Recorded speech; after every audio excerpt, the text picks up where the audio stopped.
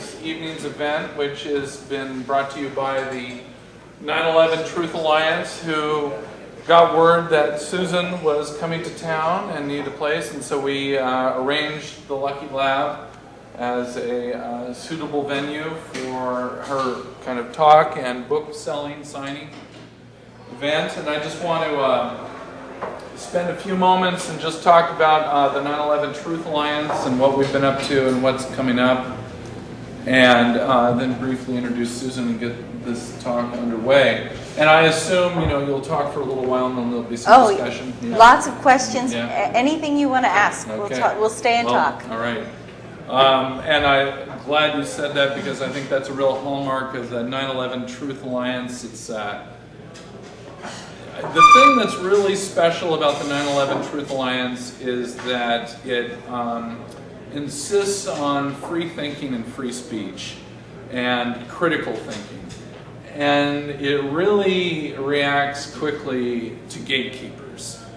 And when, these phrases come up, and a lot of people don't know what they mean offhand, but once you've studied the events of 9/11 2001, it's been almost 10 years now, one realizes that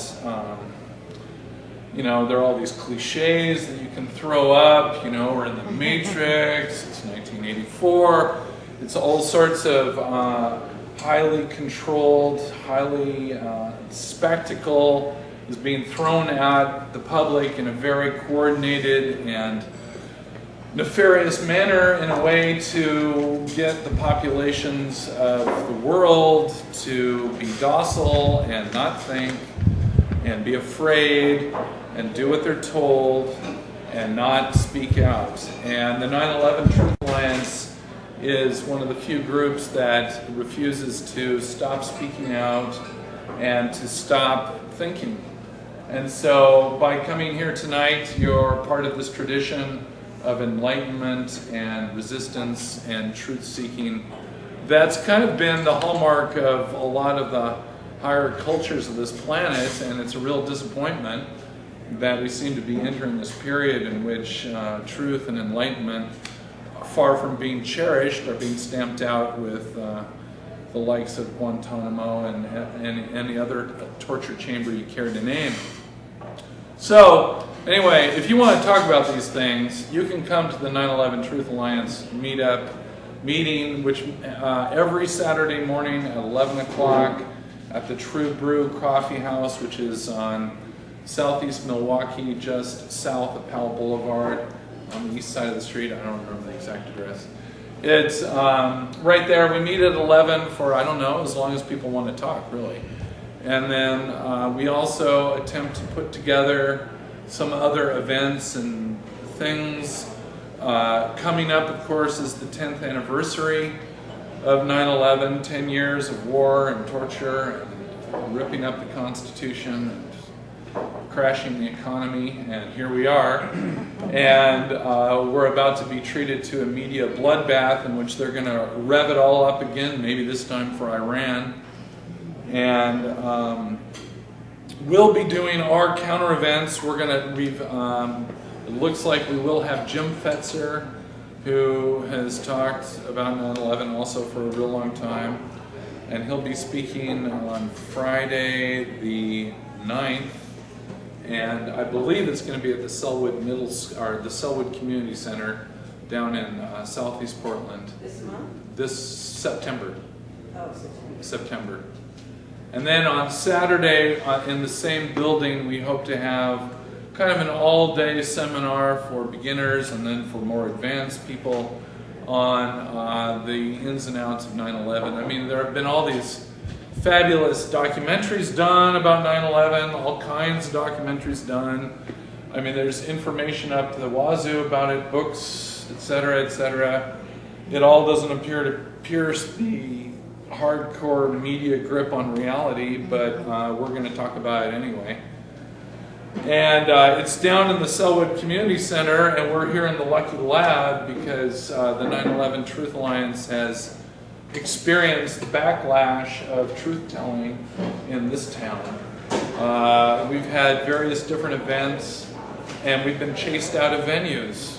time and time again, chased out of venues, one after another. And, you know, this is the reality of where we are right now. I mean, liberal friends who we thought were liberal friends turned out to just be liberals. And they appear to be just as more in favor of Obama and bombing Libya and attacking Yemen and, you know, shredding the Constitution and instituting, you know, rendition here in the United States, and I guess employing Guantanamo tactics at Pelican Bay and other supermax prisons now in the United States, where there's a hunger strike, which you also wouldn't know about unless you like kept your ear extremely close to the ground. I mean, Pelican Bay, our very own Guantanamo, is actually just over the border in California from Oregon, so it's not even just a few hundred miles from here, and they're torturing people right now, right there. So anyway, it's a dark time, but I'm really happy that we're still able to practice our free speech rights and have a speaker like, For now, like Susan Lindauer, who has had her own story to tell of being in the fold of the national security state and then kind of being kicked into the hole for not going along with it. Yeah. And I'm really excited to hear her talk about it. I've heard a few of the prices she's had to pay with her family and others, so it's like whenever you really start telling the truth, you've got, I mean, you know, I hate to be so doom and gloom, but you've got to be prepared for the consequences. there are some serious consequences. And, but at the same time, keep in mind that it's not all about now. It's never always been about now. We're dealing with the future now, and we're fighting for the future. And, you know, that's where we're at. So, here we go. Thank you.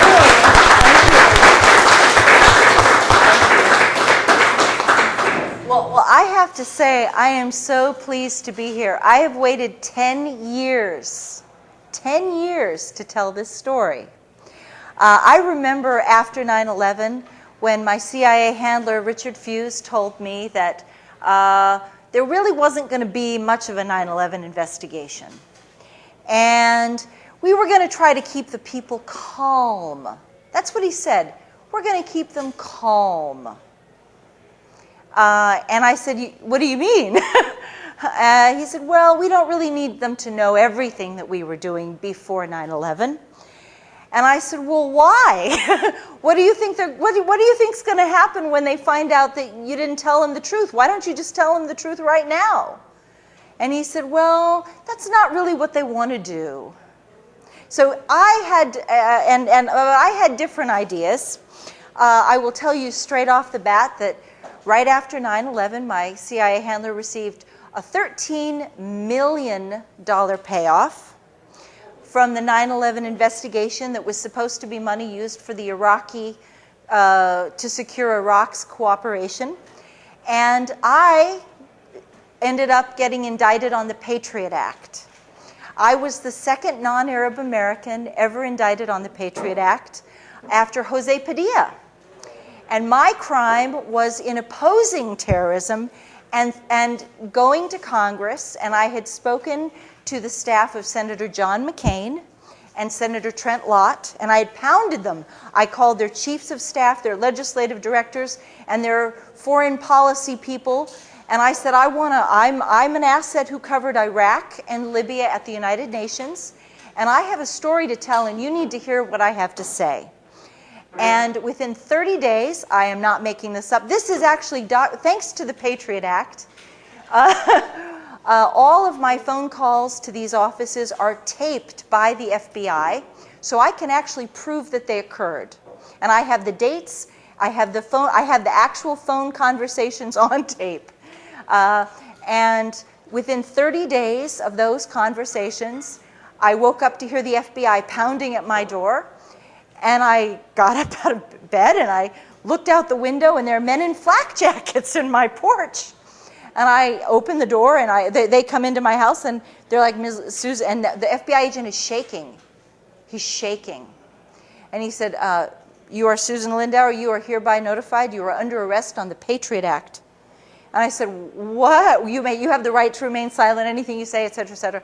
He read me my Miranda rights, and I was just like, What are you talking about? I'm making coffee. I'm not a bank robber. I'm not a drug dealer. I'm not a murderer. I haven't broken any laws that I can think of. And I have no idea what you say that I've done. He said, well, your attorney will explain it to you later on. Okay? Okay. That began a 5-year indictment, 5-year nightmare on the Patriot Act. I was never taken to trial. In 5 years, I was allowed 1 morning of testimony with 2 witnesses. The 2 witnesses were a former chief of staff for a congressional member of Congress, and my old friend Park Godfrey, who verified the 9/11 warnings that I'm going to talk about tonight. And I'm going to tell you, and then I'm going to let you guys ask a lot of questions, and I know you're going to have a lot of questions. I'm going to do my best to answer as honestly as I can. I do not have all the answers, but I will tell you up front that I believe there was both the hijackings, and that does not mean that I'm right and you're wrong. I believe there were both hijackings and a controlled demolition scenario, and I'll explain to you how the whole thing fits together. And you may disagree, and that's okay if you disagree with me. But I can tell you, but when you hear what I have to say, you'll understand why I've reached this conclusion. So I believe both of them happened, okay? And it's also very important for you to know that as the 10-year anniversary of 9/11 comes up, no offense, but you guys have no idea what actually happened. This is like the lies are so much bigger than what you know. And it's so much deeper, and it's so much more tragic once you have the truth. So on that note, let me just take you to, I'm actually going to start, I'm going to move you a little bit ahead to remember when George Bush they were counting the votes in Florida. Okay? I'm going to take you back to November of 2000. They had not yet declared that George Bush had won the election. I was having meetings with the full knowledge and permission of the CIA with Iraq's ambassador to the United Nations on resuming the weapons inspections. It is very important for you to understand that this story with 9/11 also ties in deeply to what happened with Iraq. And contrary to everything you were told, the Iraqis were not resistant to weapons inspections. They had a comprehensive agenda. The CIA had already a comprehensive agenda for resolving the entire conflict without war at all. And it involved weapons inspections, cooperation with anti-terrorism, and major financial contracts for U.S. corporations, and oil.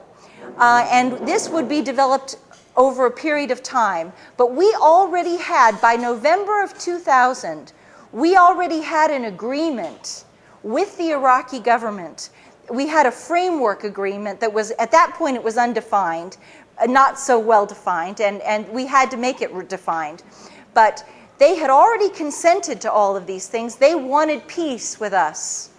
And so by February of 2001, the Iraqis had agreed to invite the FBI to send a task force into Baghdad with authorization to conduct terrorism investigations and to make arrests of terror suspects.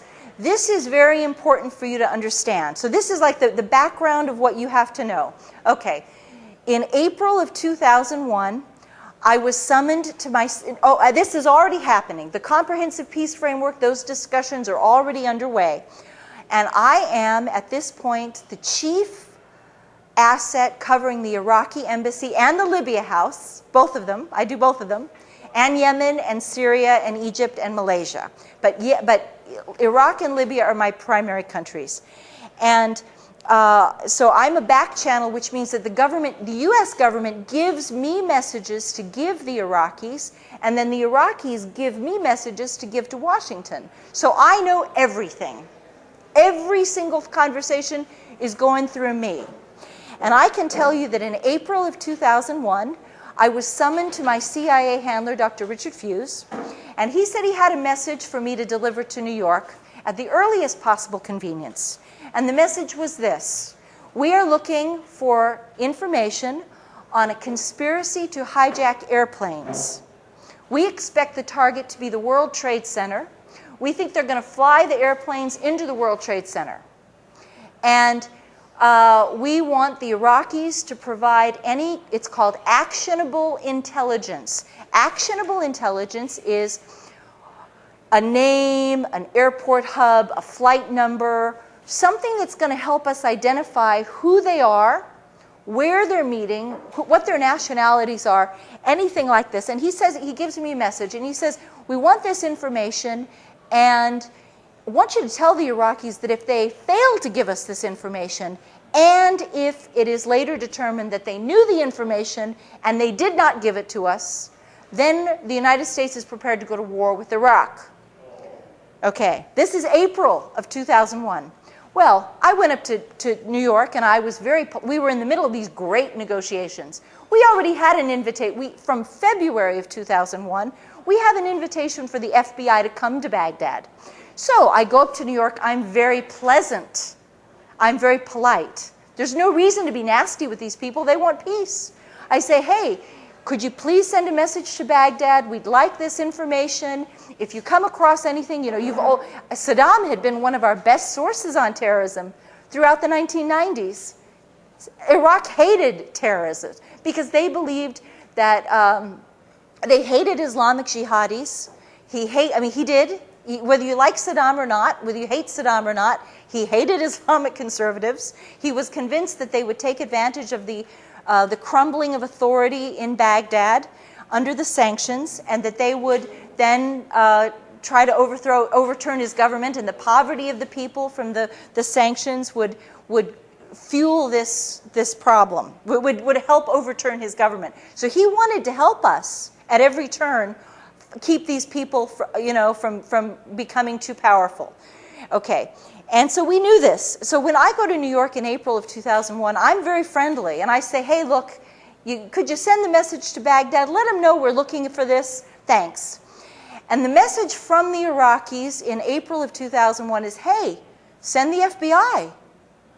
We've already agreed to send we've already invited you to send the FBI. Come on. Tell them, just bring them on. Sure. Wow, you didn't know that, did you? Okay, so I go back to Washington, and I get a phone call from Richard. He said, come down to my office. I want to hear what they said.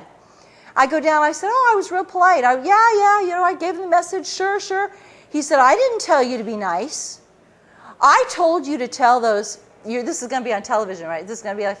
No. Okay, well, I'll soft pedal what he said. He was like, you go back to, you stupid goddamn blankety. I told you to tell those SOB MFers, God, GD, blah, blah, blah, blah, blah, screaming, circling me around his conference. I'll never forget it. Circling his conference desk, ranting and raving, waving his arms around.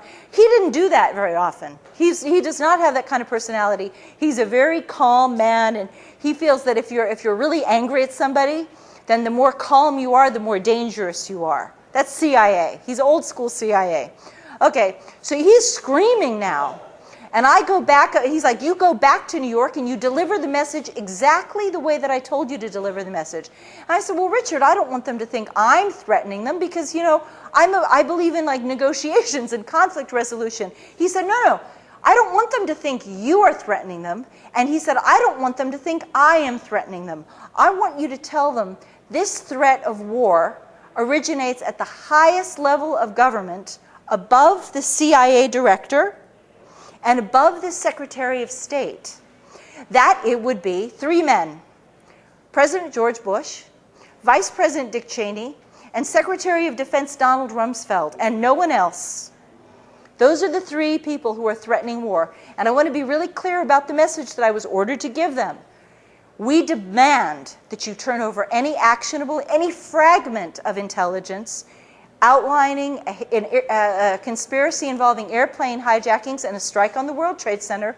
If you withhold this information, if we discover that you have withheld this information and the attack occurs, then we will bomb you back to the Stone Age. You will be bombed harder than you've ever been bombed before. You will be destroyed. You've never been hit the way we're going to hit you now.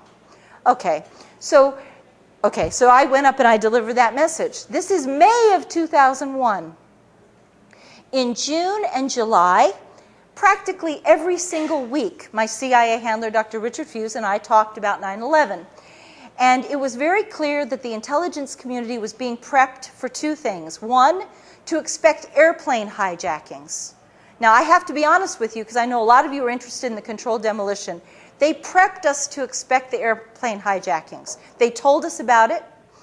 Like my CIA handler demanded that Iraq had to give us this, and they insisted that if it happened, there would be dire consequences. Now, what you're going to see in my book, and we have more copies of my book outside. We've got more here too. There was something else going on that summer that was really beautiful. This peace framework that we had been working on was magnificent. It was turning out just glorious for a peace dividend. The Iraqis were now offering the weapons inspections, which of course the United States had very rigorous standards for the weapons inspections. Iraq was offering cooperation with anti-terrorism to allow the FBI to go in.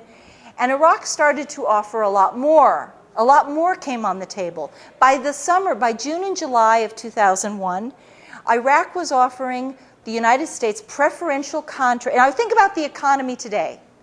Preferential contracts for the United States corporations on telecommunications, healthcare, hospital equipment, pharmaceuticals, transportation. Iraq offered to buy 1 million American manufactured automobiles every year for 10 years. Think of what that would have done to the economy. Think about non-dual use factory production. And all of this was because the CIA was like, if we're going to give up these darn sanctions, we're going to take a pound of flesh with it. They had no, and whether you like the CIA or not, and most of you, 99% of you don't like the CIA, I realize that, of course. But the CIA was doing what it's supposed to do, whether you like it or not. They were taking care of what is in the best interest of the United States government, with the best interest of the United States economy, and they were not going to let Iraq punish the United States. And I hated the sanctions. I was doing this because I hated the sanctions. I was doing it because they had destroyed education. They wiped out literacy in a single generation. They destroyed the hospitals and the healthcare system. Iraq performed the second heart transplant in the world, and we wiped them out. Okay? 11,000 people died every month. By the end of 1996, 500,000 children had died of sanctions, and they only counted 5-year-olds and younger. They didn't even count the 6-year-olds because the United Nations was holding back the numbers. And after that report in December of 96, they stopped counting it. The United Nations never published another report on the deaths. So frequently what you will hear is that only 500,000 children died, but in fact they continued to die, and approximately 1 million children died. They were babies. They weren't even alive when the first Gulf War happened. This was an offense against, this is genocide. This is a mass genocide. So that's my motivation. But the CIA did not have my motivation. They were out to make sure that the United States was not going to be punished for what they had done. And I was like, and believe me, by this point, we just wanted to get rid of the sanctions. The Iraqis were like, if they'll get rid of the sanctions, you bet. We'll give them anything they want. So before 9/11, you could have had every single thing you possibly could dream of. And if the CIA could have thought of more to ask for, we would have. We would have asked for, it was shameless. Okay, so you have peace that's breaking out in the Middle East. You have the 9/11 warnings. And then in August of 2001, we went into high activity mode. I can tell you the exact day, on August 2nd, and after I tell you this, I'll open it up to questions. On August 2nd was the Senate nomination hearings for Robert Mueller to head the FBI. He was going to be the FBI director. And I was on the phone with my CIA handler, Richard Fuse, and I said, there's not one single terrorism investigation this man hasn't thrown. Oops. That's okay. He threw the Oklahoma City bombing investigation. He threw Lockerbie. And I said, this man should not be the FBI director when this next attack occurs. And Richard Fuse said to me, my God, what if there is no FBI director when this happens? I said, do you think it's that soon? Do you think the attack is imminent? He said, oh yeah. He said, it's absolutely just in the next couple of weeks. He said, I don't want, and I said, well, God, Richard, I'll go back to New York right now, and I'll pump the Iraqis and see if they've got anything from Baghdad. I'll see if they have any news for us. And he said, oh my God, Susan, do not go back to New York City. It's too dangerous. We are expecting the use of a miniature thermonuclear device.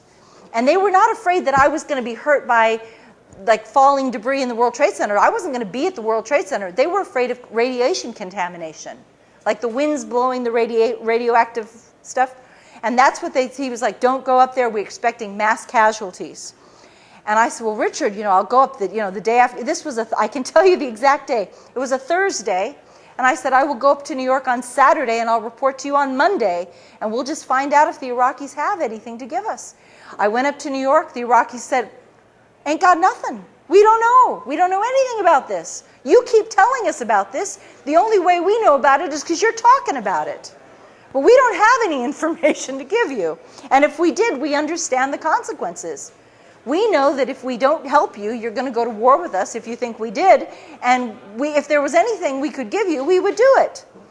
So I go back and I report that on August 6th. On August 6th, there is a memo to the president telling him that this is a high security threat, that it is an emergency level, that it's imminent. Okay. At my meeting with Richard Fuse does something very important. He tells me that because of my direct contacts with Iraq and Libya, I should be the one. I am perfectly positioned, because everyone likes to think that Iraq and Libya are involved in terrorism to begin with. I should be the one to contact U.S. Attorney General John Ashcroft's office. And I should tell them that we're looking for what's called an emergency broadcast alert across all agencies, seeking any fragment of intelligence involving airplane hijackings and a strike on the World Trade Center identified specifically. And I make that phone call. My conversation with Richard Fuse is August 6th. Probably August 7th, August 8th, I call them.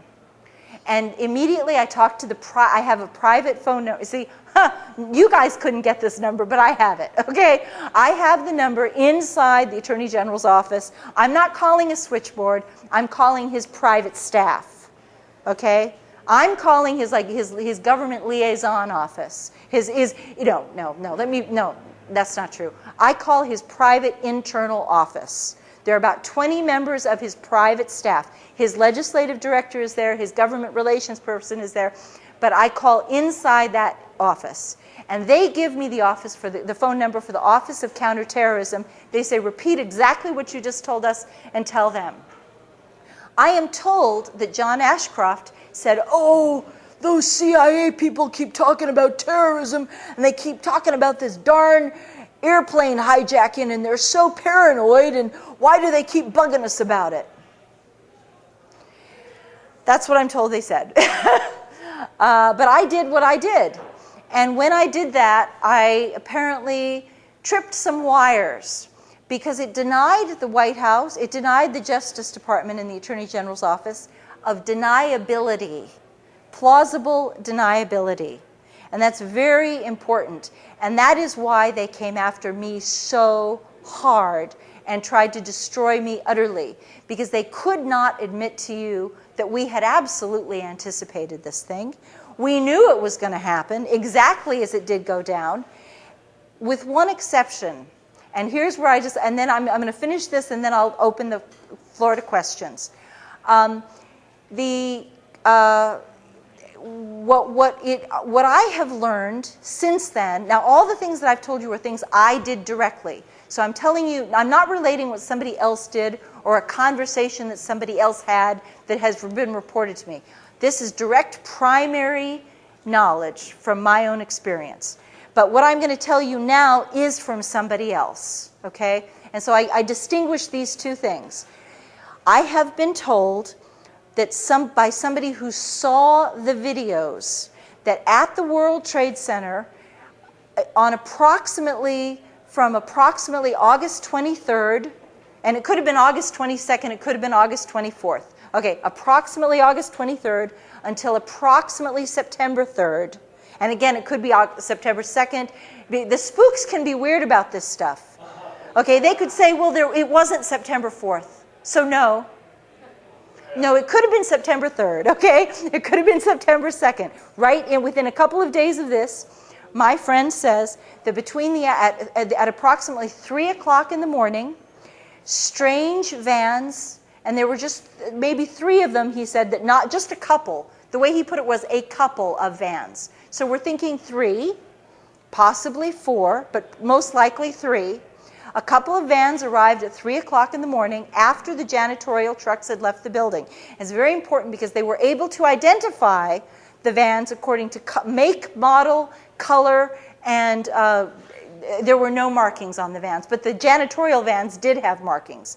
And so they were able to distinguish that these are not the same vans. And they know how the janitorial trucks left the building, and they actually tracked the paths that the janitorial trucks took to drive home. Like the janitorial workers were driving down certain roads to get over to their houses, and the CIA, the FBI, the NSA folks tracked those people home. And he was quite convinced that these are not the same trucks. And between the hours of 3 o'clock and 5 o'clock, these trucks had never been in this building before. It was an anomaly. Definitely, it wasn't like it was going on for months and months and it just continued. They showed up for 10 days, 10 or 11 days approximately, then they were never seen again. And that's when they believe they wired the building. And they do believe, and my friend told me absolutely it was a thermite bomb with, it was a thermite bomb with potential sulfur in it. The sulfur makes it, the important thing about a thermite bomb is it is an extraordinary heat-reducing bomb. Okay, it takes steel and it creates molten steel. So it takes beams of steel and it turns it into molten steel, and it just everything underneath just sinks into the ground like what you saw. And it is a special U.S. military grade weapon. Okay, it is a military grade weapon. It's not something you could make ever in your kitchen or your garage or your living room. It is impossible for you to do this. This is a U.S. military weapon. And so I do believe that helps to explain some of the missing pieces. And I believe this is what happened. They'd known about the terrorist attack for months. There is a long-term advanced knowledge. Assets are being watched. The so-called terrorists, whether you want to think of them as whether they're real, Mohammed Atta was an asset trained by the United States government, supervised by the United States government. And I can assure you that assets, and I'm speaking directly from my own personal experience, assets are heavily controlled individuals. I was never dealing with Iraq and Libya without somebody paying extremely close attention to me at every stage, and my phones were tapped. I mean, at some point they had wired my house. When they had the handover of the 2 Libyan men, I went down to my basement the same day that they handed over the men, and my ceiling of my basement had been torn out, and there were cable wires dangling from the ceiling, about a dozen cable wires. And I had a contractor come over to my house, and he said, "Wow, somebody really put a kick-ass stereo system in your house. That's amazing." He said, you have these wires going to every single room of your house, even in your bathroom. And I was like, ew, But he was like, he said, it's everywhere. He said, you must have like a stereo system that just, rocks in this house. So anyway, but the point is that assets, there's no way that these assets could have functioned without everyone knowing every single detail of what they were doing. There's no way they could have hidden. They could not have disguised their actions from their handlers. Even if they tried to disguise it, it wouldn't work. Believe me, it wouldn't work. No, it's impossible. Impossible. And so it's more likely that they were using Mohammed Atta to guide the conspiracy, to track the conspiracy, and then they discovered that they were bozo pilots, they were clowns, they weren't any good at this flying stuff, and now they had an agenda. And the agenda was that when this attack happened, they were going to go to war with Iraq. But oh gosh, we've got a problem now. Because the problem is they're not going to be able to do the job. Uh-oh. Oh, what a bummer. We're not going to be able, see, here's the thing about all, and I'm speaking now, again, from experience. The 1993 World Trade Center attack killed 5 people. The bombing of the USS Cole killed 12 people. And once the smoke clears and the catastrophe, the chaos is over, and the noise is done, it's pretty, it's like, it's all, there's not a lot of damage that would certainly not enough that would allow a government, a pro-war cabal, to throw itself into a new war with Iraq, which they wanted to do. They'd already decided to do it. And so that is the motivation. The thing is, there can never be any police officer will tell you, there is no crime without a motive and opportunity. And we had both. So it's not like they just spontaneously wired the World Trade Center. They knew it was coming, and they wanted to make sure that they had maximum damage when it hit. They knew they were going to use the airplanes as the cover to demolish the building. So it's not, a lot of people in the 9/11 truth community have gotten kind of, at first, when I first broke this news, they were like, a lot of people attacked me, and they said, you're saying there were airplane hijackings. No, there was a demolition. And I'm like saying, no, there's both of it. Both things happened. They knew this. They knew the airplanes were going to be hijacked, so they used it as a cover for to guarantee maximum destruction because they already knew the consequence of war. So there you have it.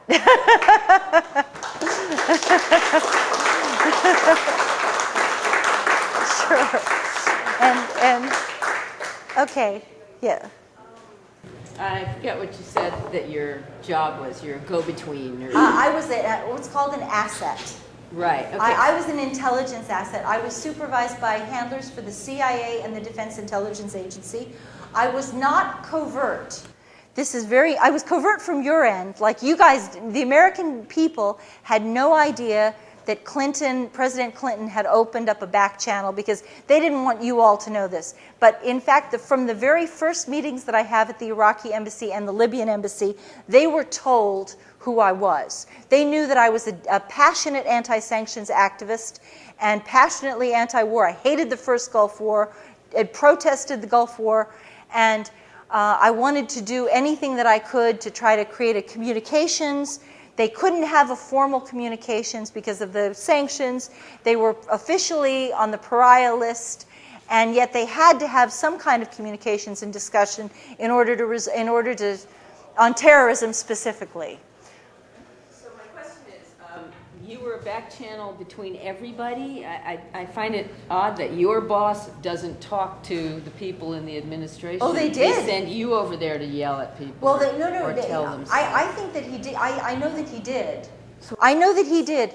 Well, what he did was, I believe, and I could be wrong about this, but I believe that he contributed to the White House memo on the presidential directive instruction request. There's a formal term for that. I'm afraid I don't know I can't remember off the top of my head what it is. He did contribute to that, and he had vastly more information than I did. I was getting all my knowledge from him. But the fact that we needed fast turnaround on this because we thought the attack was within a couple of weeks. In fact, the attack didn't occur for this was August 6th, and it occurred over a month later. But we thought that the attack could come as early as, the 3rd or 4th week of August. We thought it was imminent. And so, well, he probably did also. Everybody was doing it. See, this is the thing that, no offense, but there was so much discussion about this attack. Everybody was talking about it. George Tenet had some meetings. Other analysts had meetings at the White House that Condolleza Rice has like conveniently pretended didn't happen. But there was a lot of knowledge, and the fact that I would be able to get the Attorney General's attention, the staff attention, by saying I'm in direct contact with Iraq. That's kind of like a bona fide thing that in the CIA. That's like they call it bona fide. So more information to them is better. Yeah, exactly. We were, and it wasn't like a supervisory thing at that point. They wanted someone with direct contact, because I had direct contact with the events, and I could cite that and say, you need to listen to me, because I spoke with the Iraqis on Saturday, and I need to tell you this. You see what I mean? Yeah. So I'm sure he also did. I know he did other things too. Okay. In the course of your talk, what I haven't heard is any real evidence that there was a genuine jihadi plot.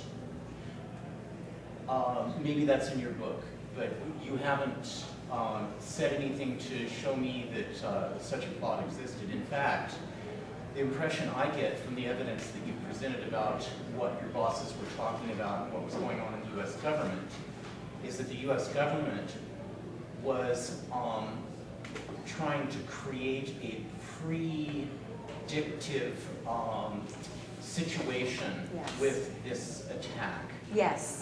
Which, in my opinion, could well have been the sum and substance of the attack. And that, as I said, I haven't seen anything that you said that shows me that there was a genuine jihadi plot. This is a very good question, because it's really questionable that there was a jihadi plot. I do believe there were hijackers. Now, I have to tell you that I do believe there were hijackers. On the other hand, I know that the people that they did identify were assets. Okay? They worked for the United States government. And they were the men who were identified as the hijackers were not jihadis. They were not devoutly religious men. They went to strip clubs, they drank alcohol, they smoked cigarettes, they chased women. Real deep, authentic jihadis would do none of that. They were, and so it's really curious to me as to what and I don't have an answer for you, unfortunately, but what their final minutes must have been on this earth. What did they think they were doing? I truly do not know. I don't know if they thought it was just a training exercise. I don't know if they thought, I just don't know. But I do not believe they were real jihadis. One other point. You say that there was a point in midsummer 2001 when the CIA and elements in the U.S. government may have become concerned that having planned this event and prepared for it, that the alleged jihadi pilots weren't going to be able to accomplish the goal. Yeah. Well, now, according to the official version of 9/11, they did accomplish the goal of flying the airplanes into the buildings. And so, do you think that the CIA made a mistake and underestimated the talent of these pilots? Well, here's the thing. They did fly into the building, of course, they did. And they could have been on automatic pilot. That makes sense. We know that there was a heightened GPS and heightened cell phone activity that is very unusual. Usually the GPS only works it doesn't work at certain altitudes. And at a scale of like 1 to 10, the GPS signal was working at a 10, whereas ordinarily it might work at a 4. See? And so something was helping boost, and it had to be boosted. It couldn't have just spontaneously done this on its own. Something had to be boosting the GPS signal. And it's just a matter of scientific requirement that it had to be boosted, and it was. The cell phone was the same thing. Some people have tried to say that the cell phone conversations did not happen. I do believe they did happen. I do believe that people got through to their spouses. But again, you see that it had to be there had to be some technological boost for it to be done. And I think that the hijackers got a lot of help. They got a lot of help. Oh. My general view is sort of what I'm asking is, that's what I thought actually happened, was it was both, planes and the demolition bomb. Yeah. But without a lot of information, that's just what seemed to make sense. If you consider problems I'm having, if you consider books like Russ Baker's Family Secrets, Yeah. Yes. Andy Jacobson's Area 51 that just Yes. came out recently, and the last one I just read was Naomi Wolf's The End of America. Yes. And Good. Yeah. well, I mean, it's just so relevant. So, how can you expect us, knowing the corruption of moral character, is what I believe what it is. I think fundamentally where we're at is a spiritual crisis, in essence, the big picture. Yeah. And so I'm sort of interested in you in part of that, because I'm sure there are people that are dedicated in the CIA that are very trustworthy. Well, I mean, I'm trustworthy in the sense that their motivations are clear. But I think overall, considering all the torture and the long history that it's had, and you can't believe anything. Basically, you can't. You just don't know. There's so much spin with it. Yeah. And I'm not saying there's not dedicated individuals. I think there are. Sure. I don't think everybody's black and white. Sure. So, what I'd like to get from you in part is first of all, your picture of the big overall. What's the primary motivation of the war? But what is the big picture? Who are the big honchos at the top that are directing? Well, I'd like to answer this on a couple of levels. First of all, the CIA has a long track record of doing false flag operations on itself. And one of the reasons that I may be more trustworthy is that I was an asset, not a CIA director. My CIA handler received $13 million tax-free. Didn't even have to pay $1 in taxes. Is that not the sweetest thing you've ever heard in your life?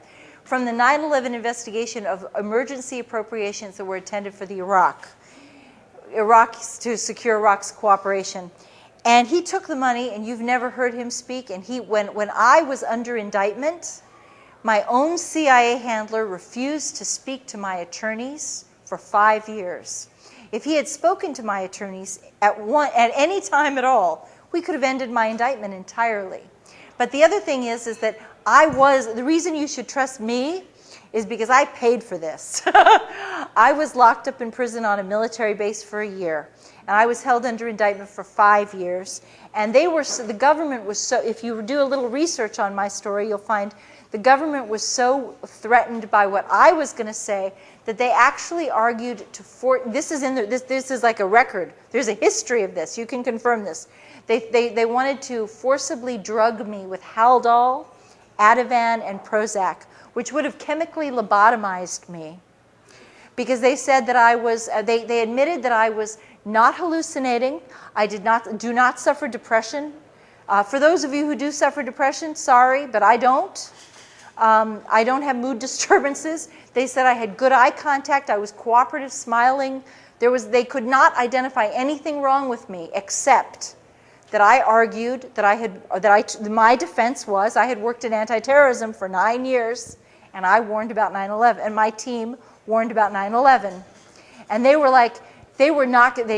tried to detain me up to 10 years. They actually petitioned the court for the right on the Patriot Act for the right to detain me up to 10 years in prison with no trial and no hearing. Imagine that. The government is arguing that we don't have to give this woman a hearing. We can just lock her up indefinitely. And I was the test case on this, and it was horrible. And they wanted to lock me up and forcibly drug me at the same time so that I would be so destroyed. They told the judge that they had no idea how long my cure was going to take, but they wanted it. The judge in my case was Michael Mukasey. Michael Mukasey later became U.S. Attorney General, and I fought so hard, and my beloved companion, sweet, wonderful Jay Fields, who died of cancer, unfortunately, never lived to see me exonerated. He fought in the blogs, and he fought on alternative radio, because the corporate media refused to cover my story. They didn't want to tell you what was going on. They said that they implied very strongly that I was a religious maniac. And I do believe in God, and I have a spiritual life. Yes, I do. But I'm not a religious maniac. I guess a religious maniac would be someone like the Elizabeth Smart rapist, kidnapper, who went into court and was like spouting religious stuff and was standing up and singing hymns in court, stuff like that. They wanted me to. Yeah. It was, and when they realized that there was actually I call it my Amnesty International moment. They had already. The Justice Department had already petitioned to forcibly drug me, and I was waiting for a decision. And one morning, I was locked up in prison at this point.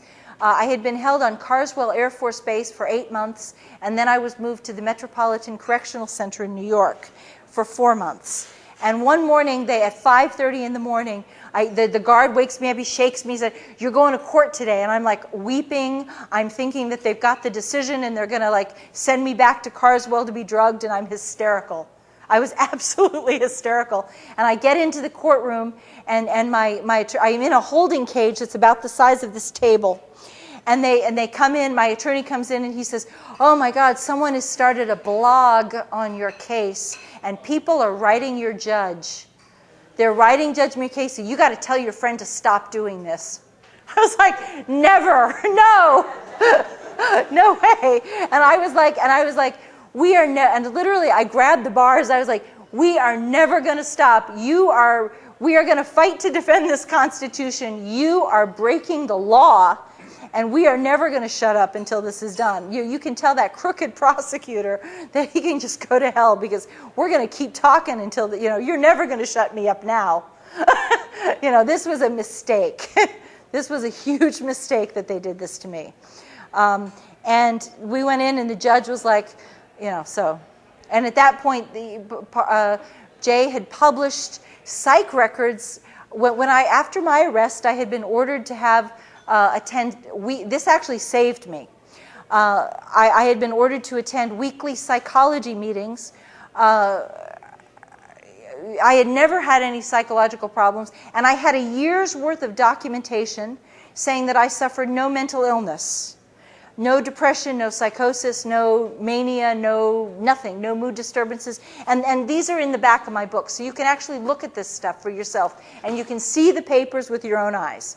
And you can read them. The judge was like, "Well, this is extraordinary. You're telling me this woman is incompetent and she's suffering from this grave mental illness, and yet she has all these records which are on the bloody internet. Why are these papers not in my courtroom?" And the judge was like, "This is just not going to happen." And at that point, I was saved, because the judge was like, "This woman is not cooperating." If I had been cooperative, they would have done it. If I had been passive, they would have done it. But I'm a fighter, and they still wouldn't give me a hearing. And I know how to fight. I'm an activist and an asset. Believe me, I know how to fight. And it was like the Patriot Act was so hideous, so big, so powerful, that there was nothing that they were going to let it break through. But Judge Mukasey also did the financial case on the 9/11, the insurance claims for 9/11. For Larry Silverstein, who went to his synagogue. They both attend the same synagogue. Yeah. Cozy. Cozy. Very cozy. Did Muhammad Atta willingly sacrifice himself, or didn't he know what was going to happen to him? I do not know. I do not know. See, I wonder about all these things because I wonder if they thought that it was like a practice, or if they thought, this was just like, I do not know the answer to that. It's like, it's fascinating to think what they must have thought. There were foreign newspapers that reported that many of the hijackers are still alive. Yes. I think 6 or 7 of them were reported. One is a pilot for the Saudi Arabian Airlines. I believe one lives in Los Angeles. So there was all this, and then there was the report That's that true. Mohammed, yeah. So it doesn't make sense that there were these hijackers that hijacked planes. I mean, obviously something is wrong with this story. Yeah. If these people are still alive. I wonder though if it was those. Yeah. I don't have as an asset. This may frustrate. This is probably going to frustrate you. I'm trained to stop where I have. It's very much compartmentalized, and there are certain things that I know from my own direct personal experience that I can tell you, and then there are other things that I'm taught just to draw a line. And it may drive you crazy, but there's some things that I cannot answer because I don't know. And as an asset, I'm told to stop and to always to distinguish what I actually know from what I don't know. And that's one of the things I don't know. Sorry. But I do believe there were hijackings. But to hold on to the story that there were hijackings. Well, and then I have do the believe. hijackers alive. I don't know. Well, but we don't necessarily know who the hijackers We were. also have other information that some of the serial numbers of the planes were located several years later, as the planes are still in existence. So there's a lot of Very sketchy, strange. Very strange. There's a lot of strange. And then that sort of plane that went down in Pennsylvania with no plane parts. That was no shot plane down. parts anywhere. There was a plane that was shot down, and I know that there was a pilot who shot down one of the airplanes, and he is locked up in prison in Florida right now. What's his name? I don't know. I could get it for you. I will get it for you. I've been told his name before, and I'm actually doing a radio interview with Michael Herzog tomorrow, who's the one who told me about the guy. And I will get that information, and I will pass it to our friend over here, and we'll get that to you. Because he needs help. The last I heard, he was still in. It could be that I hope he's been released, but he may have been released by now. But the last I heard, he was still in prison, and if he is still in prison, it'd be awfully nice if you guys could help him. Who's to gain? Who's to lose? Well, I believe. I mean, the tragedy was that it was so. Before 9/11 ever happened, they already knew about this peace framework, and they already knew that they could have. The United States would receive no punishments at all no punishments. They would not face any problems because of the years of support for the sanctions. The Iraqis wanted the sanctions off so badly that they were going to give the United States everything that they could have wanted. So this is even going on before 9/11 happens, and they were going to give them 1 million American-made automobiles every year. Telecommunications, that would be satellites, phone, TV, the CIA could have been, snooping through all the Middle East phone conversations. It was crazy what they lost. Healthcare, hospital equipment, pharmaceuticals, just on and on. Just amazing things. So you're tying that Oil. to corporatism? Yeah, they could have had everything, even oil. And the only group that wasn't going to benefit was the military-industrial complex, because this would have been peace. This would have been a very prosperous peace. Believe me, the CIA was driving a hard bargain. Anything that we could think to add, and I have to say, again, I'm anti-sanctions, so I know that a lot of people would say, well, that's not fair to do to the Iraqis, and I agree with you. I agree with you. But it was what the CIA wanted, and they were going to have every single thing that they could think to get. And they wanted, and at the same time, we all knew that it would have to be tremendous to appease George Bush, because he was out for the Daddy Bush fantasy, this delusion. It was a delusion. But the one group that was not going to benefit was the military-industrial complex. And they were going to be the big losers in this whole thing. They were not going to be able to have their wars. They were not going to be able to sell their military weapons systems. The $400 billion, we wouldn't need all for this equipment or that equipment. They wouldn't need any of it. And so they were the losers, and they were just too powerful. You know? Okay, this isn't actually a question, but a brief comment. Okay. We were talking about the Pennsylvania Flight 93 crash, alleged crash. Yeah. And I just want to say that anyone can claim to have, any pilot could claim to have shot down the airliner. That's easy to claim something like that, but did it happen? And I just want to point out that not only was there no plane debris at the alleged crash site, but neither was there a debris field anywhere else. And we know from incidents like Lockerbie that when a plane blows over land, it leaves a debris field, but there was no debris field to be shown.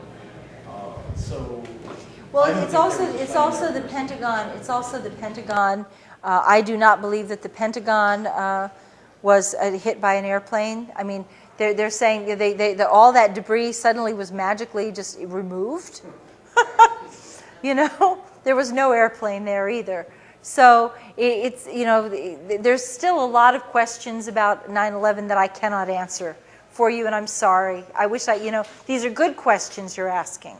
And it's not like I'm trying to blow you off. There's just some things I don't know. But hopefully I'm going to give you enough new information that you'll be able to, like, put some more pieces of it together. You mentioned your the compartmentalized structure of the agency. Yeah. And I think that's pretty well understood how one person can be sitting here working on a project, the next person's there, and they can't, you know, they're not allowed to really to look at what the other one's doing. Yes. In light of that, I think you're probably aware that it's been documented there were somewhere in the neighborhood of 25 military drills running on 9/11. Yes. That is absolutely unprecedented. Not only that, September 10th to not only that, there was one drill that was specifically on a hijacking that exactly the scenario that we're told transpired, and it's you've probably studied Webster Griffin Tarpley's analysis of this 9/11 synthetic terror made in USA. How he breaks this down very convincingly, I believe, that the operation was conduited through the drills. And certain people were doing certain things and probably likely didn't even know that they were involved in an operation this big. Yes. And couldn't share information because of this compartmentalization. And I'm just wondering if you've had an opportunity to talk after all of your ordeal with anybody else who was able to confirm any of this. Well, I will tell you that the 9/11 conspiracy is based on something called Project Bojinka. And are you all familiar with Project Bojinka? Okay, Bojinka was designed by Ramzi Youssef, who was the mastermind of the 1993 World Trade Center attack. And he conceived that in his grand scheme, 11 airplanes would be hijacked and would strike different targets all over the United States. The World Trade Center would be one, and then they would hit the White House, they'd hit the Justice Department, they'd also hit like Chicago, they'd hit Los Angeles, and throughout the whole country there'd be strikes. And the military discovered this when they found, or the CIA discovered this when they arrested Ramzi Youssef in the Philippines in 1995, and they found the blueprint for this 9/11, what became the 9/11 attack, on his computer. Okay, and he called it Project Bojinka. And at that point, the military began to run simulated counter strategies for what you would do if there was an airplane hijacking scenario that was attacking various targets throughout the United States. And one of the targets was the Pentagon. And then the Pentagon said it was too outrageous that nobody would actually attack the Pentagon this way. So maybe they should drop the Pentagon scenario. So they did. But even though they had rehearsed Project Bojinka, on 9/11, on September 10th through September 12th, NORAD was on high alert doing military exercises because allegedly the former Soviet Union, the Russians, were doing their military exercises, so we timed our military exercises allegedly to theirs. And they were supposed to be on heightened alert just in the course of practice. They were supposed to be on heightened alert for any invasion of sovereignty of airspace, sovereign airspace, on those dates. And yet, even though the military was on high alert, they took no action when the airplanes were hijacked, and they didn't scramble. They didn't do any. They broke all of their own protocols. Well, weren't they mostly sent up in directions away from the There you eastern go. seaboard? Yeah. Yes. And they sent one jet. They turned one jet around and sent it after one fighter to go track They were down. already on drills and exercises that had already taken them out and basically left the eastern seaboard Yes. undefended. And Yes. this is supposed to be the smartest military in the world, right? Yeah. There you go. Any consequences for anybody for not taking the action to play? And yeah, exactly. Well, it was embarrassment. Well, I don't mean like, putting someone into prison or something like this. Well, other than me and the guy who was allegedly flying the plane that was involved in the shooting down 93, who they don't want you to know about, who was held in prison for a couple of years at least, and I don't know if he's out or not. I mean, they gave him a real hard time. So, yeah. Susan, could you remind me again what the sanctions were for in Iraq? And two questions. And then I just wanted to get clear about what you were arrested for. Good. The sanctions were on to punish Iraq for allegedly having weapons of mass destruction, and they said that they would keep the sanctions on Iraq until all weapons of mass destruction were confirmed to have been destroyed. Now, it appears that they were actually destroyed by the end of 96 or 97, but the United States had an ulterior agenda, which was they were not going to let go of the sanctions until Saddam was out of power. But what had happened was, by the year 2000, while Bill Clinton was still in office, the international loathing for sanctions had become intense. 2 million people had died from sanctions. Between 1.7 million and 2.2 million had died. And the international community was violating the sanctions. The German pilots were and Jordanian pilots were, and actually it was coming from all over Europe. Germany was the first, and they had pilots fly humanitarian supplies over the air through sovereign airspace and land at Baghdad airport, and then a whole bunch of other countries followed suit, and they were all like, we're not going to do this. This is wrong. It is immoral. It is a crime against humanity, and we recognize that. And so at that point, the CIA, I wanted to do it, but at that point, the CIA knew that they were losing control of the situation and that they better step in and do something. And I wanted to end the sanctions, so I was glad the pilots were doing this. But the CIA was very, very expedient. It was politically expedient. They were losing control of the situation. They wanted to take back their power. You were arrested for? I was accused of several things. One, I was accused of acting as an unregistered Iraqi agent because I had delivered a letter to my cousin, who was the chief of staff to George Bush, telling him that the war in Iraq would be catastrophic, and begging him and outlining several of the consequences, like democracy would throw power to Islamic fundamentalists, and there would be a rise of terrorist attacks, and the Iraqi people hated the sanctions, and they would hate America for having done all this, and if they could get their hands on America, it would just be a very ugly, brutal occupation, and they'd fight us. That was my letter. I went to jail for that. And they also accused me of they called it unlawful financial transactions. I was accused, I'm not making this up, of allegedly eating 3 lunch, I'm not making this up, 3 lunches with Iraqi diplomats totaling $92.92. We have the receipts. And they brought they called that a felony.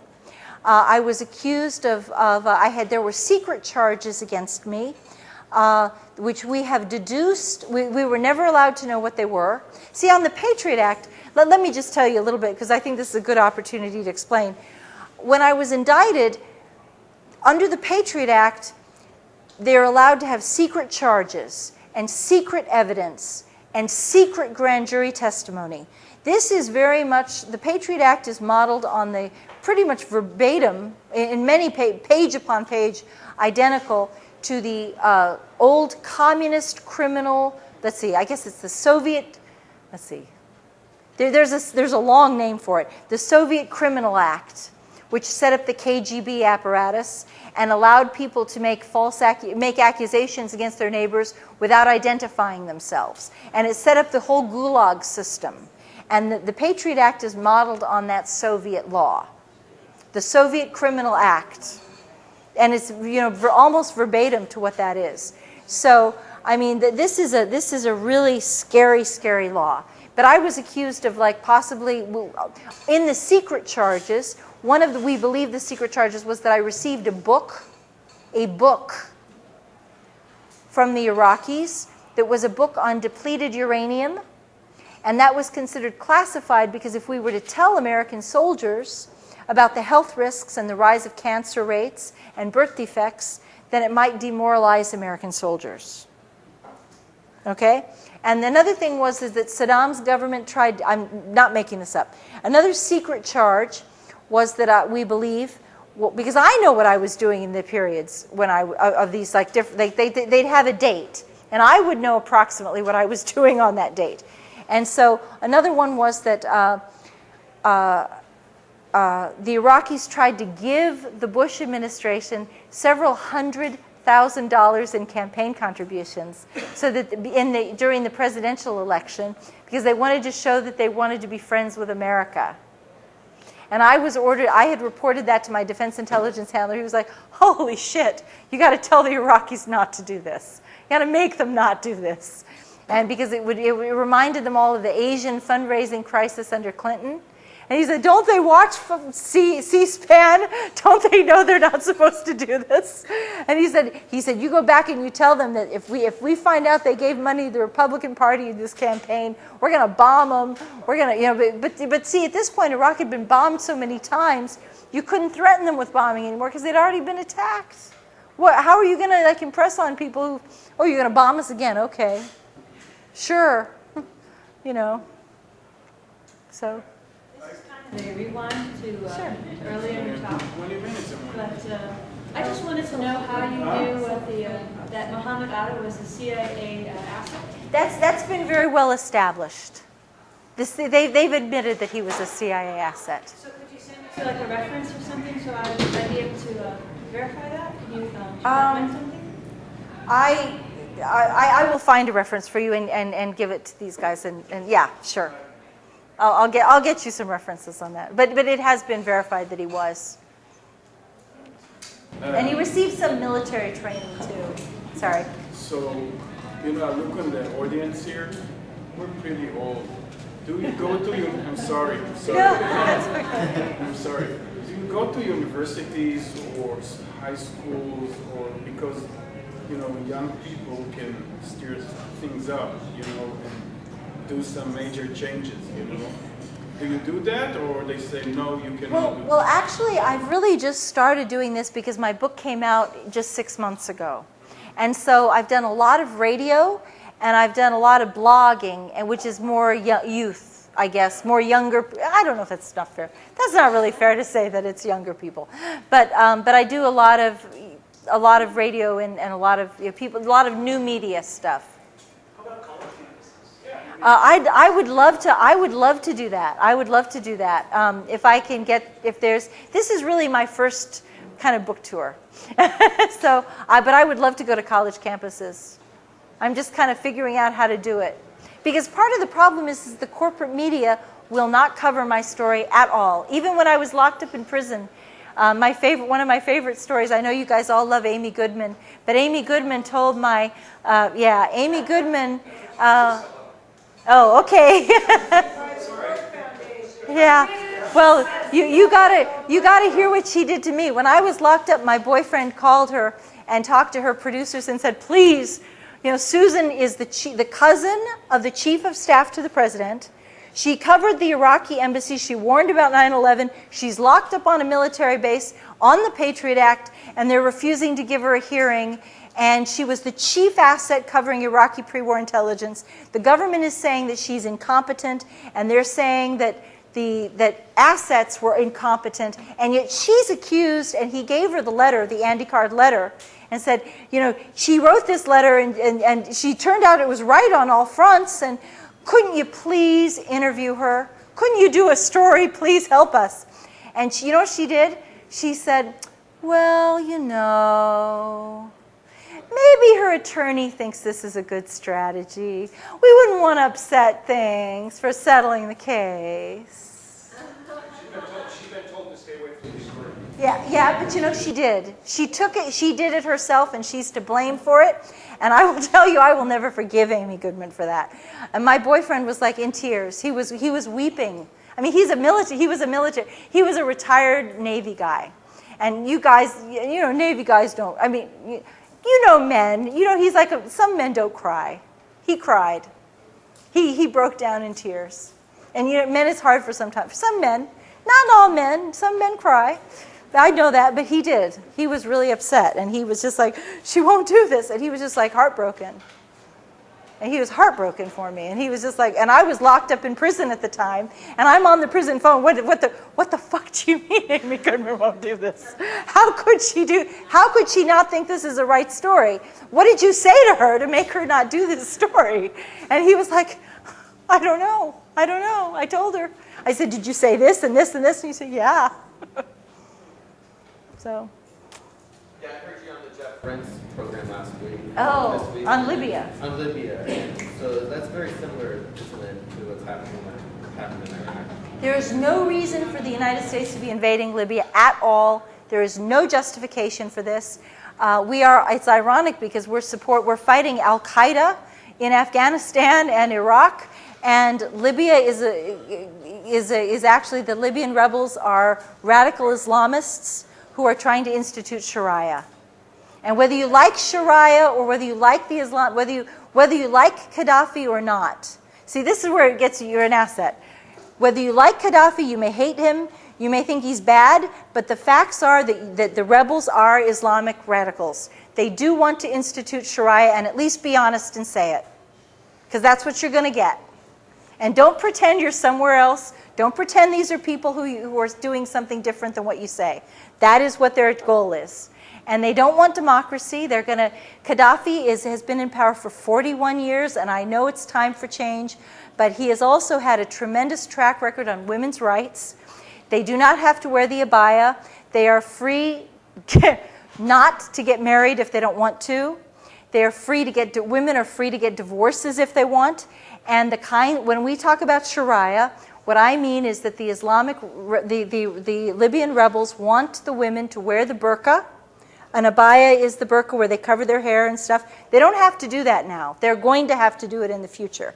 They do not want the women to have the right to reject marriage proposals. Under Gaddafi's government, an imam actually visits the women before a marriage and sits with them privately, which is really unheard of, and makes sure that the women are not being pressured into a marriage. And if the young woman says that she is being pressured, the imam is, under the law of Libya, the imam has to protect the woman from the abuse of the relatives. And so he has to give her a chance to reject the marriage when nobody is there to pressure her to do it, because this is what happens in Islamic families. Is it NATO facing defeat? Right now, there is a counter coup going on in Libya, in Benghazi, and there's all kinds of dramatic stuff that's happening. So Gaddafi's calling in strikes on each other. Yeah, that's right. Yeah, that's true. So, but it's still, so Hasn't Gaddafi been a pretty good ally for the West in recent years? So Absolutely. why is NATO supporting the rebels if they're in favor of Sharia? I don't understand why NATO is supporting. It is very interesting. Gaddafi has Libyan oil costs $1 per barrel to produce, and the United States had preferential contracts already.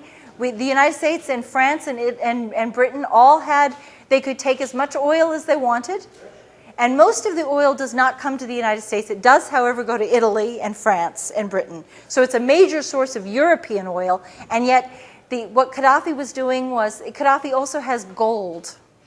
And I think it's very interesting that we have this major financial crisis, and now we're attacking a country that has both oil and a huge private reserve of gold on its own land, and like 500 I would have to double check this fact, but it's like 500 tons of gold in its bank vaults. 143. 143, I stand corrected. 143 tons of gold, correct? Something like that. Something like that. And we're trying to take their gold and their oil. And it's so dirty, it's a dirty fight, and it's just... Why would these radical fundamentalists want to let us have the oil and the gold once they win? Well, you should be in Washington. That's the kind of thing that makes sense. But that's what the Americans are choosing to believe, that they're going to have this sweetheart deal. And I am agreeing with you. I think that as soon as they get in, they're going to say, too bad. It's like, and privately, I get emails from some of these, because they know me, that they know that I'm out there. I'm against the rebels. And they do send me, I do get emails that are very nasty emails. And they said, do you really think we'll sell out and give you our gold for free? Do you really think we're going to do that? And I'm like, well, I think that Hillary Clinton thinks you're going to do it. And I think that David Cameron in Britain thinks you're going to do it. And also, I do have documentation that Israel has promised. I actually have an Israeli military document, okay, in Hebrew that I've had translated. And it says that the Israelis are, okay, this is just what it says, that this is a primary document, and I have, it says that Israel will provide financial support to the rebels in exchange for a military base in Libya, in the Green Mountains. And that they call it, the military base will be called One by One. And the Green Mountains is close to where the gold is, which I find very interesting. So. I just have a brief point about. Okay. There's one woman who's had her hand all night. Okay. Sorry. I'm sorry. Please. And I'm a woman. Okay, that's good. Susan, I'm really sorry. Whoa. I'm very interested in your constitution, how you're dealing with all of this. I've been really impressed with all the interviews I've heard, and how you seem to be like a really grounded, confident, yet buoyant person. And I don't know, just hearing what you have, like a sense of humor and a sense of irony. I like to think I have that, but how do people go through what you've gone through? Like our people we know being called into grand jury, being put into what's that detention called with the communication center detention. That is a very scary thing. And Bradley Manning, like when it gets that bad, like how can we be sure that people can still stand up and talk like you are today? Well, I'll tell you, when I was locked up in Carswell, I cried every day. And not when I first went in. I was there supposedly, when I first went in, I was told it was going to be 4 months and then I'd be released. And the first 4 months, I was okay. Because I was like, I'm going to get out of this, and I'm going to tell, and boy, am I going to have a story to tell, and they're not going to shut me up. But when they refused to release me, and I realized that I was not going home, and at that point, they dropped the bomb on me that they were trying to hold me indefinitely. And only when I thought I was going to be held indefinitely. And then that continued for another 8 months. I became absolutely terrified out of my mind. And I began to have very serious post-traumatic stress. Well, you were saying you hadn't gone through depression before, and I was just wondering how... I went through deep anxiety, and I was just, it was like my blood pressure was, the stress level was like, it was like a war. A constant war. I was so frightened. I actually colored my hair. okay, my hair actually went white. And it did. It went white. So you had contact with people you needed to have contact with? No. And I'll tell you something. I was locked in prison, and they would not let at that point I had a public attorney who made no effort to get me out. And my uncle, who, God bless his heart, lived in Illinois, was driving 700 miles. He was an attorney, though. He had 40 years of experience in corporate law. So he was not a criminal attorney, but he was an outstanding attorney. He read the law. He read up on my type of law. He studied what I needed to do and to move out of the situation. And he made 3 efforts to see me. But because I was locked up in what they call now they're calling a communications center. Yeah, scary people.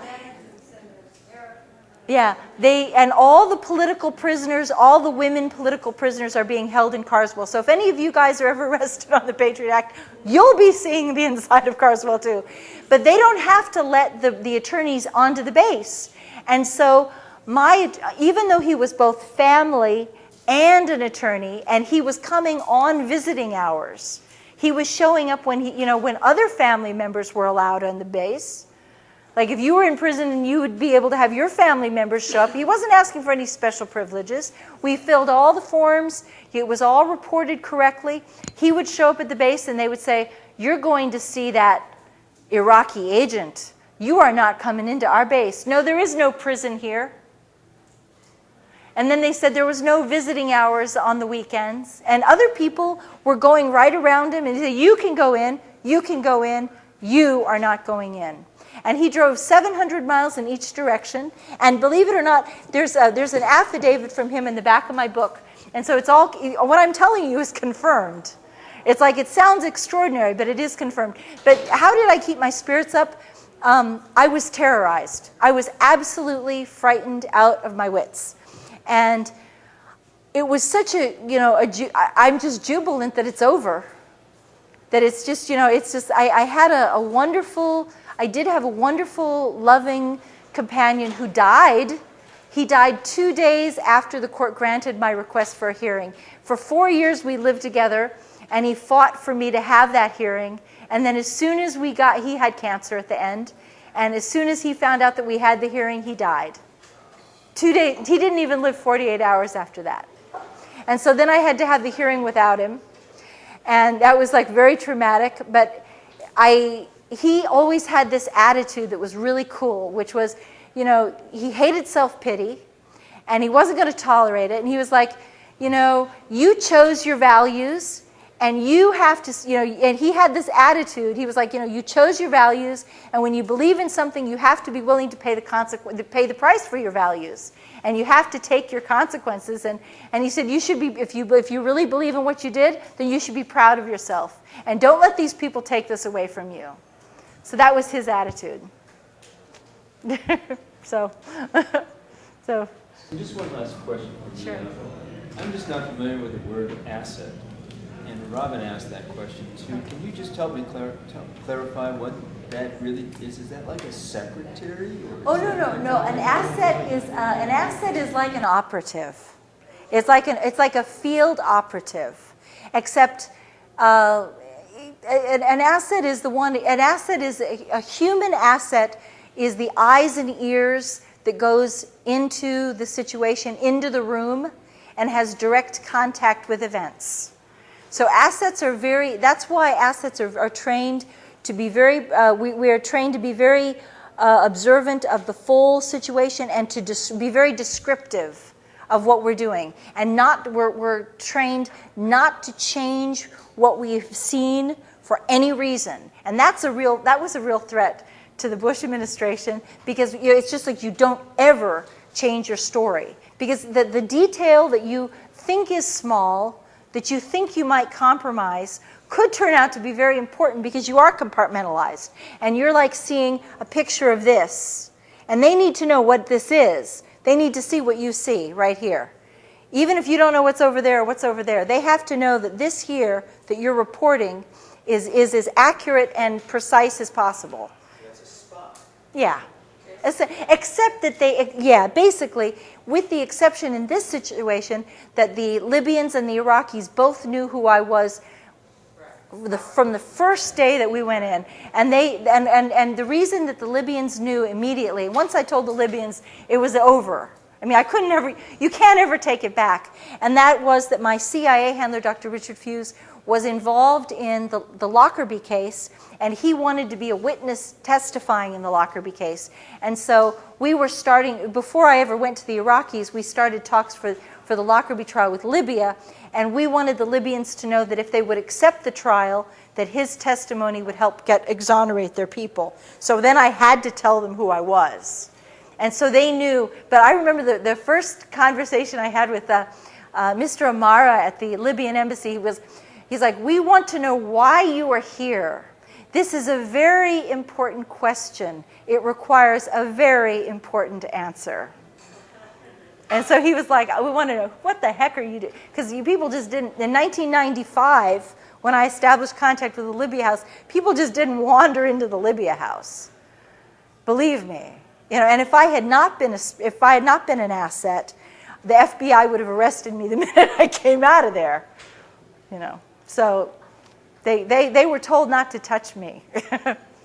So after you were locked up for a year, and then it was 5 years total that you weren't allowed to say anything? Well, 5 years I was under indictment. Okay. So when you're under not indictment, allowed to anything say you say can and will be used against you in a court of law. However, what they had done was very clever, because when I was released from prison, the corporate media told everybody I was crazy. I had been declared, quote, incompetent to stand trial. And so I must be, there must be something really wrong with me, so most people wouldn't listen to what I had to say anyway.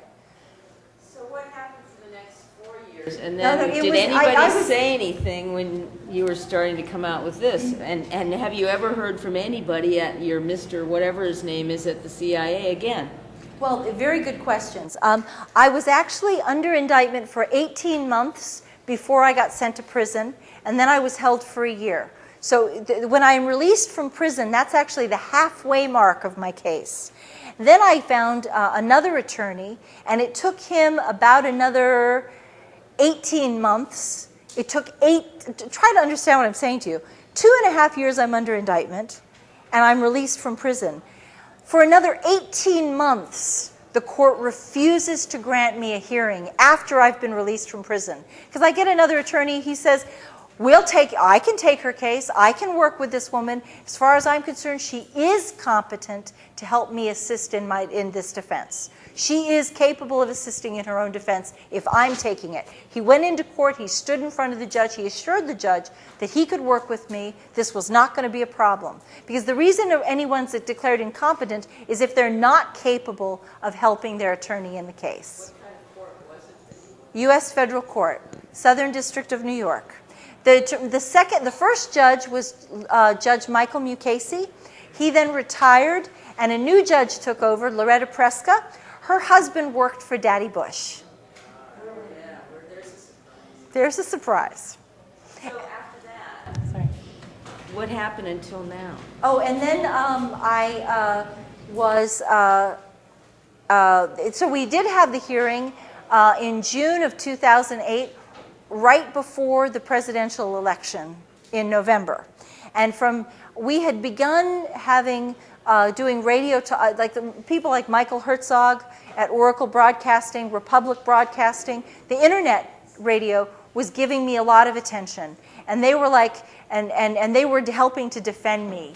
And when we had my witness testified in court about the 9/11 warnings, then it exploded out more. But again, the most people, but on the internet, people who pay attention to the internet do know this story. And then they began to talk about it a lot more. But then my case continued another year. And my CIA handler, I'm told, has said that he's very sorry for he thinks it's really a shame what they did to me. He feels sorry for me. He does not feel sorry for what he did, but he says that I'm very sorry that they screwed Susan.